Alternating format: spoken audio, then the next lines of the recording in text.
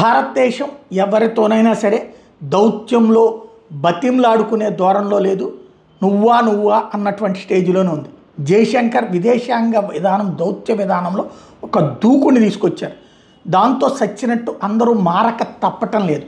ఇప్పుడు China foreign minister వాంగీతో Jayashankar భేటీ అన్నటువంటిది ఈ కాన్సెప్ట్కే కారణమైంది. జయశంకర్ చాలా క్లియర్గా ఆయనకి చెప్పుకొచ్చాడు, ఏషియన్ సాలిడారిటీ అన్నటువంటి దాని మీదన డబుల్ స్పీక్ ఉండకూడదు చైనా. అదే సందర్భంలో విజన్ అన్నటువంటిది అందరినీ డెవలప్ చేసేటట్టుగా ఉండాలా. ప్రిన్సిపల్స్ అనేటటువంటిది ఏ దేశానికి ఆ దేశానికి ఉంటాయి. ఒకళ్ళ ప్రిన్సిపల్స్ ఇంకొకళ్ళు మార్చాలని ప్రయత్నించకూడదు. అలాగే కోఆపరేషన్ అనేటటువంటిది సక్రమంగా ఉండాలి.